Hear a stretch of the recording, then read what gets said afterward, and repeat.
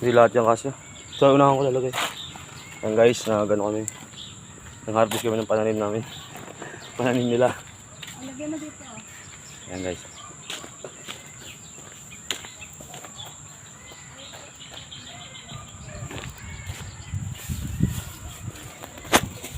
Hawakan mo. Yan. Baka magkanda ano to ha? Ano? Yung chili.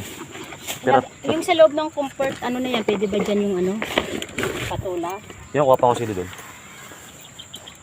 May sili doon?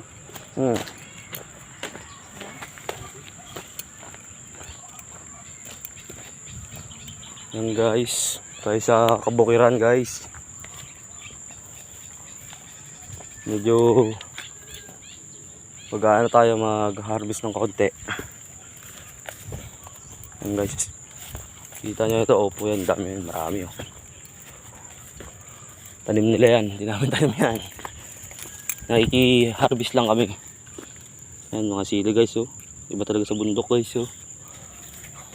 Ito na lahat. Ano? Na-harvest ito guys.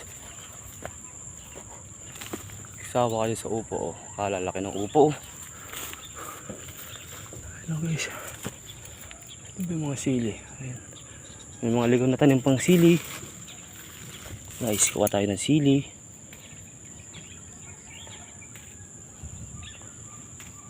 Ayan. Sili. Ayan, sili. Ayan, upo. Ano to? Nalibang kami sa harvest mo upo. Nasa 10 kilo ata ang dala namin. Nadali namin sa Valenzuela.